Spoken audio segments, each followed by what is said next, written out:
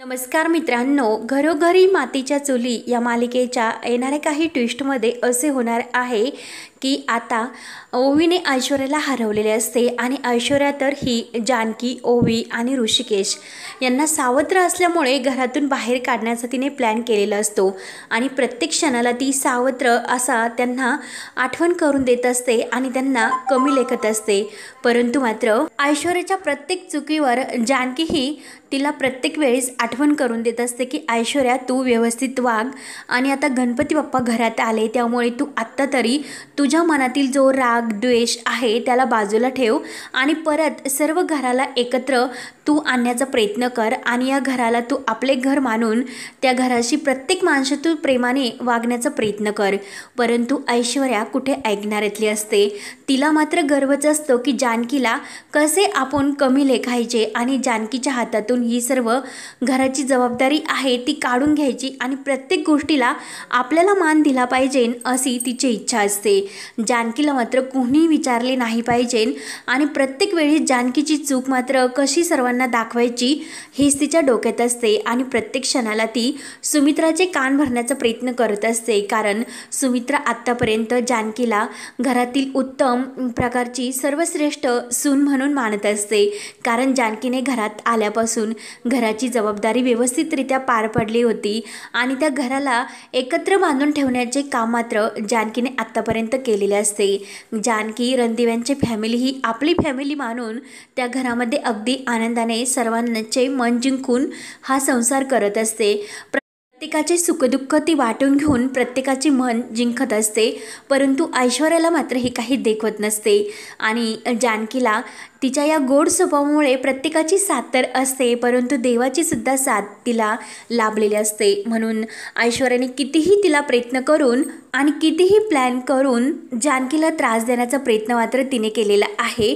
म्हणून तिने जो गणपती बाप्पांसाठी जानकीने नैवेद्यासाठी डाळ शिजवण्यासाठी पुरण तयार करण्यासाठी लावलेले होते आणि त्याच वेळेस ऐश्वर्याने मात्र त्या कुकरमधील पाणी काढून ते कुकर गॅसवर ठेवलेले असते, कारण तिला असे वाटत असते की जानकी आता किचनमध्ये येईल आणि या कुकरचा स्फोट झाल्यानंतर सर्व त्या कुकरमधील डाळ जानकीच्या चेहऱ्यावर उडेल, म्हणजे जानकीचा चेहरा हा पाहण्यासारखा राहणार नाही, परंतु देवकृपेने मात्र हे सर्व ऐश्वर्याच्या अंगावर येणार असते। परंतु जानकीने तेव्हासुद्धा ऐश्वर्याला वाचवलेले असते, म्हणजे प्रत्येक वेळेस ती ऐश्वर्याला वाचवण्याचा प्रयत्न तर करते आणि प्रत्येक वेळेस तिला ती व्यवस्थित समजावून सुद्धा सांगत असते की ऐश्वर्या तुझी ही चाल अजूनसुद्धा बदल। परंतु ऐश्वर्या मात्र ओवीला सुद्धा त्रास देण्याचा प्रयत्न करत असते आणि सुमित्राचे मन जिंकण्याचा प्रयत्न करत असते की तिला असे वाटत असते की सुमित्राचे जर मन एकदा जिंकले तर या घरात मी सर्वश्रेष्ठ सून तर बनेलच, परंतु जानकीला, ऋषिकेशला आणि ओवीला नक्की या घराच्या बाहेर काढेल आणि या घरात फक्त माझाच हक्क चालेल आणि सारंगला, सुमित्राला कसेही करून ती तिच्या मुठीत तर घेणार असते। परंतु सारंग हा प्रत्येक क्षणाला आपली जानकी वहिनी आणि ऋषिकेश दादा यांना सर्वश्रेष्ठ मानत असतो, कारण तो त्यांना आपला देव मानत असतो। परंतु ऐश्वर्याला मात्र हे काही देखवत नाही आणि मुद्दाम काही ना काही प्लॅन करून खोटं वागून ती प्रत्येक वेळीच जानकीला त्रास देत असते, परंतु जानकी तिचे प्रत्येक प्लॅन हे उद्ध्वस्त करून तिला प्रत्येक वेळेस व्यवस्थित राहण्याचा इशारा करत असते। परंतु आता मात्र ऐश्वर्या ही ओवी बरोबर सुद्धा तिने स्पर्धा लावलेली असते, कारण जानकीला तर आता कोणतीही स्पर्धा तिच्याबरोबर करण्याचा इंटरेस्ट तर राहिलेलाच नसतो, कारण ऐश्वर्या ही प्रत्येक वेळी अशी चूक करून जानकीला त्रास देत असते। आत्तापर्यंत ऐश्वर्याला काही एक येत नसताना जानकीने सर्व काही तिला शिकवलेले असते आणि सर्वांशी कसे वागायचे, घरामध्ये व्यवस्थित जबाबदारी कशी पार पाडायची, सर्व काही तिने धडे तिला शिकवलेले असतात। परंतु ऐश्वर्या कुठे ऐकणाऱ्यातली असते, ती तर कायम मास्तरीनबाई हे सांगते, मास्तरीनबाई ते सांगते, म्हणून जानकीचा ती द्वेष करत असते। आजी मात्र ऐश्वर्याची कायम साथ देत असते, कारण आजीला सुद्धा जानकीचा खूप असा द्वेष असतो। असतो. म्हणून काही करून जानकी, ऋषिकेश आणि ओवी यांना घराच्या बाहेर काढण्यासाठी ऐश्वर्याची साथ मात्र जोमाने आजी देत असते. कारण सुमित्रा जर एकदा आपल्या बाजूने जर झाली तर या तिघांना घराच्या बाहेर काढण्यासाठी अगदी सोपे होईल.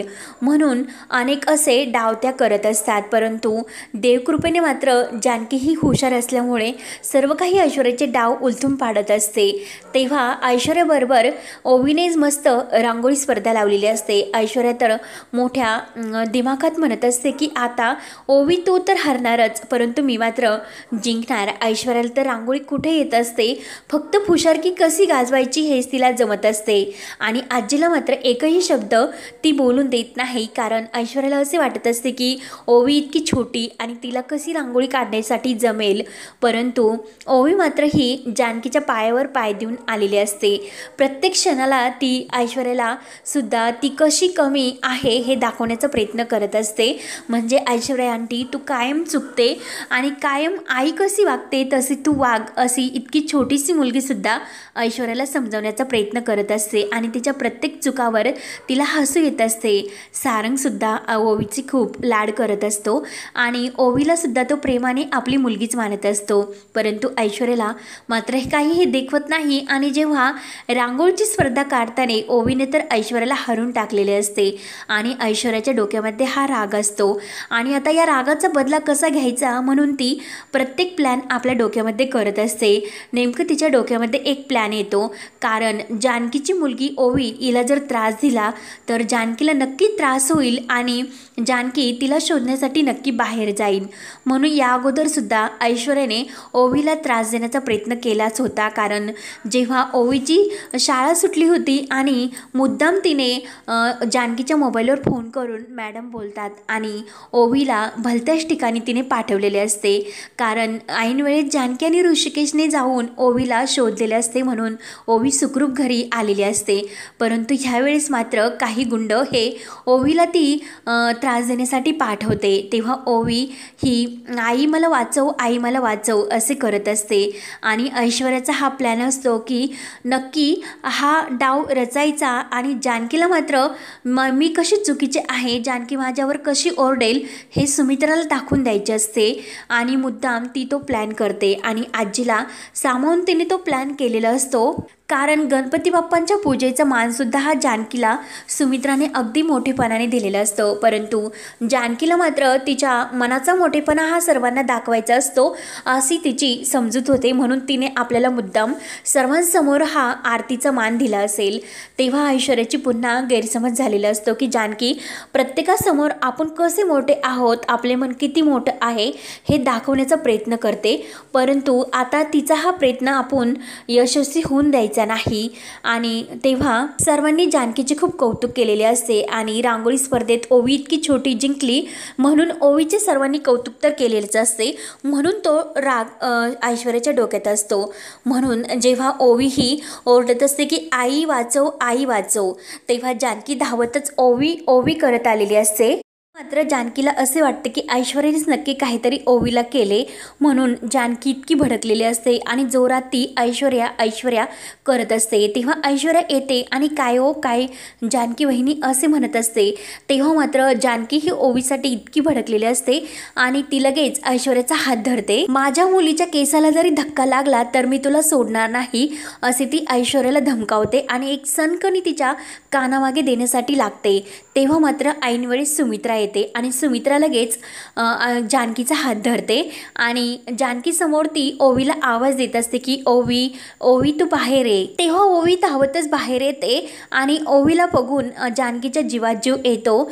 तेव्हा मात्र सुमित्रा ही जानकीला म्हणत असते की अगं जिच्यावर तू हात उगारला तिनेच तुझ्या मुलीला गुंडांच्या तावडीतून वाचवले. आणि सुमित्राला जानकीचा खूप राग येतो आणि रागानेच ती जानकीचा हात हिसकावते आणि जानकीला म्हणते की जानकी तुझ्याकडून अशी वागण्याची अपेक्षा माझी नव्हती.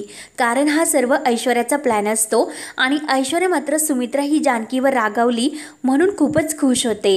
सुमित्रा निघून गेल्यानंतर ऐश्वर्या ही मस्त टाळ्या वाजू लागते आणि जानकीला म्हणते आली की नाही आता या खेळात मज्जा. तेव्हा जानकी इतकी भडकते आणि आणि ऐश्वर्याचा हात ती जोरात पिरगळते आणि तो हात धरून ती ऐश्वर्याला धमकावते की काय ग, तुला या खेळात इतकी मजा येते आणि त्या खेळात जर तू माझ्या ओवीच्या केसाला जर धक्का लागला आणि तिला जर मध्ये घेण्याचा प्रयत्न केला तरी तुझा खेळ खंडोबा करण्यासाठी मला मात्र वेळ लागणार नाही, अशी जानकी इतकी भडकलेली असते आणि ऐश्वर्यावर तिने पूर्णपणे आपले डोळे वटरलेले असते। तेव्हा मात्र जानकीचा पूर्ण अवतार हा दुर्गेचा बनलेला असतो, कारण ओवीसाठी एक आई जितकी भडकते तर तितकी जानकी ऐश्वर्यावर भडकलेली असते, कारण ऐश्वर्या कशी वागते याची सर्व जाणीव ही जानकीला झालेली असते।